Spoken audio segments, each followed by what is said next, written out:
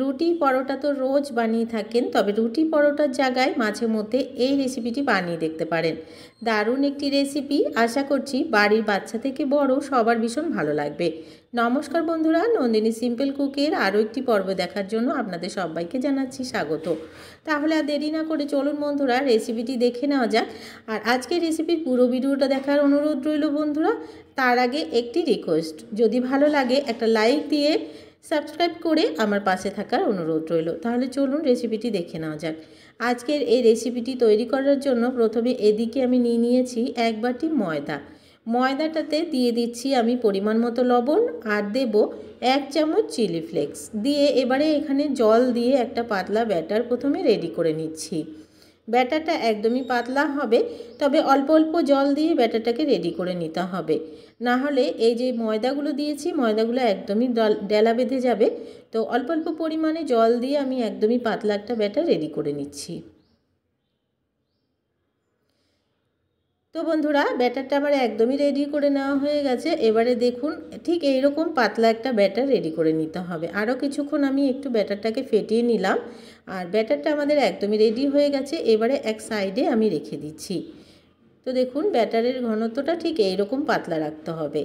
এবারে এদিকে আরও একটি বাটি নিয়েছি, এই বাটিতে আমি দিয়ে দিচ্ছি 1 বাটি ময়দা। ঠিক এই বাটিরই আমি দিয়ে দেবো হাফ বাটি গমের আটা। ময়দা আর গমের আটাটা মিশিয়ে করলে রেসিপিটি খেতে অনেক বেশি ভালো লাগবে। এবারে দিয়ে দিচ্ছি পরিমাণ মতো লবণ। আপনারা চাইলে শুধু আটা দিয়েও করতে পারেন বা শুধু ময়দা দিয়েও করতে পারেন, তবে দুটো জিনিস একসাথে দিলে খেতেও ভালো লাগবে আর হেলদিও হবে। এবারে খুব ভালো করে একটু মিশিয়ে নিলাম। এবারে জল দিয়ে একটা ডো তৈরি করে নেব।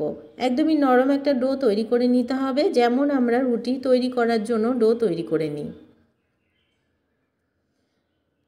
অল্প অল্প পরিমাণে জল দিয়ে আমি একটা ডো তৈরি করে নিলাম। আমার ডোটা একদমই রেডি হয়ে গেছে। এবারে আমি ঢাকা দিয়ে রেখে দিচ্ছি এক সাইডে। ডোটাকে 5 মিনিট মতো রেস্টে রেখে দিয়েছিলাম। এবারে ডোটা একদমই সেট হয়ে গেছে। এখান থেকে আমি বড় বড় করে 3টে লেচি কেটে নিচ্ছি। একটু বড় বড় করে লেচিগুলো কেটে নিতে হবে। তো বন্ধুরা আমি 3টে লেচি কেটে নিলাম। এবারে এগুলোকে আমি রুটির আকারে তৈরি করে নেব। একটু বড় সাইজের রুটি তৈরি করে নিতে হবে। তার আগে আমি এদিকে একটা পুর রেডি করে নেব। পুর তৈরি করার জন্য এখানে আমি 2টো সেদ্ধ আলু নিয়েছি। আলুগুলোকে গ্রেটের সাহায্যে গ্রেট করে নেব। একদমই মিহি করে আলুগুলোকে গ্রেট করে নিতে হবে, একটাও যেন আলুর বড় অংশ না থাকে। আপনাদের কাছে গ্রেটার না থাকলেও মেখে নিতে পারেন, তবে খুব ভালোভাবে মেখে নিতে হবে। বড় অংশ থাকলে রেসিপিটি কিন্তু করতে সুবিধা হবে না। এবারে দেখুন একদমই আমি গ্রেট করে নিলাম। এই গ্রেটারের সাহায্যে আমি এখানে 2টো সেদ্ধ ডিম গ্রেট করে দিয়ে দিচ্ছি। এখানে আমি 2টো ডিম ব্যবহার করেছি, আপনারা চাইলে একটু বেশিও ব্যবহার করতে পারেন। 2টো ডিমকে গ্রেট করে নিচ্ছি। 2টো ডিমকে আমি গ্রেট করে নিয়ে নিলাম।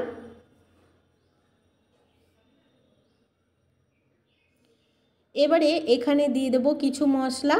দিয়ে দিচ্ছি পেঁয়াজ, দিয়ে দেব ক্যাপসিকাম, ছোট করে কেটে নিতে হবে সমস্ত কিছুকে।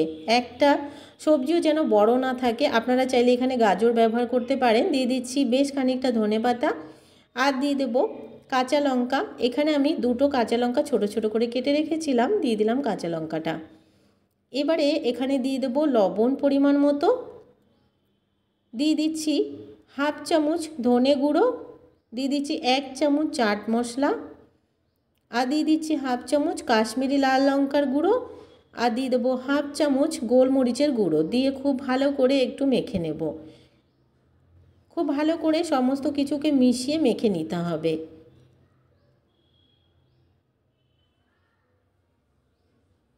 তো বন্ধুরা এটাও আমার একদমই মেখে নেওয়া হয়ে গেছে। এবারে আমি রুটিটা তৈরি করে নেব। একটা বড় সাইজের রুটি তৈরি করে নিচ্ছি। এবারে প্রথমে একটু আটা ছড়িয়ে দিয়ে একটা রুটি তৈরি করে নিচ্ছি। আর রুটিটা খুব বেশি পাতলা বা খুব বেশি ঘন হবে না, খুব বেশি মোটা হবে না। এবারে রুটিটা দেখুন খুব বড় করে আমি তৈরি করে নিয়েছি, আর রুটিটা খুব বেশি পাতলা বা খুব বেশি মোটা করিনি, মিডিয়াম রেখেছি। এবারে এখানে আমি যে পুরটা তৈরি করে রেখেছিলাম সেই পুরটা সমস্ত ছড়িয়ে দিচ্ছি। একটু বেশি করে পুরটা দিতে হবে, একটু বেশি করে পুরটা দিয়ে আমি সব দিকে ছড়িয়ে নিলাম। এবারে এই রুটিটাকে আমি ফোল্ড করে নেব।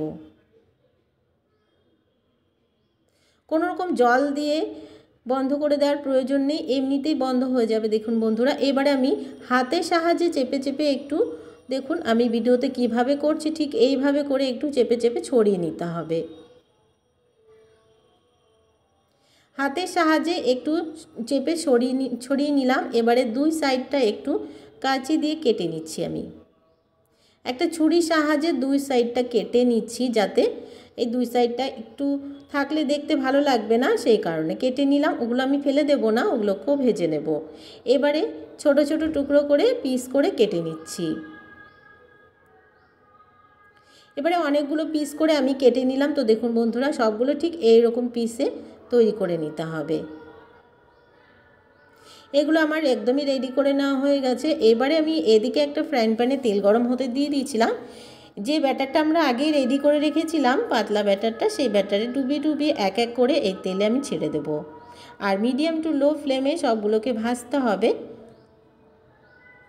তো বন্ধুরা দেখুন, আমি এই ব্যাটারেই কিন্তু সবগুলো ডুবিয়ে ডুবিয়ে একটা একটা করে দিয়ে দিচ্ছি।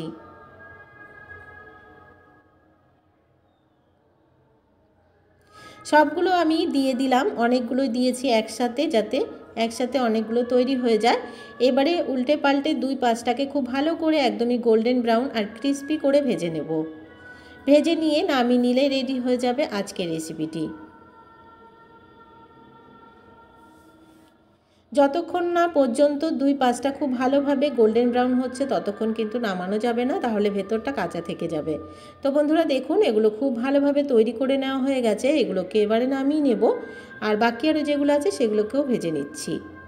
তো বন্ধুরা দেখে নিলেন কতটা সহজ একটি রেসিপি, আর এই রেসিপিটি মাঝে মধ্যে বানিয়ে খেতেই পারেন সকাল বিকালের টিফিনে। আর এই রেসিপিটি বাচ্চাদের স্কুলের টিফিনেও বানিয়ে দিতে পারেন, ওদের আশা করছি ভীষণ ভালো লাগবে। আজকের রেসিপিটি কেমন লাগলো বন্ধুরা, একটা লাইক করার অনুরোধ রইল, অনেক অনেক শেয়ার করে দেওয়ার অনুরোধ রইল। কমেন্টস করে জানাতে কিন্তু ভুলবেন না আজকের রেসিপিটি কেমন লাগলো। যদি ভালো লাগে আমার চ্যানেলটিকে নতুন বন্ধু হয়ে থাকলে সাবস্ক্রাইব করে পাশে থাকা বেল আইকনটাকে প্রেস করে অল বাটনে ক্লিক করে রাখবেন, এ ধরনের রান্নার নোটিফিকেশনগুলো সবার আগে আপনাদের কাছে পৌঁছে যাওয়ার জন্য। আর আজকের রেসিপিটি অবশ্যই করে একবার বানিয়ে দেখার অনুরোধ রইল। যদি বানিয়ে ভালো লাগে কমেন্টস করে জানাতে আমাকে ভুলবেন না। আজকের মতন এখানে শেষ করছি, দেখা হবে পরবর্তী রেসিপিতে। সবাই ভালো থাকবেন, সুস্থ থাকবেন। আজকের মতো তাহলে আসি বন্ধুরা, টাটা।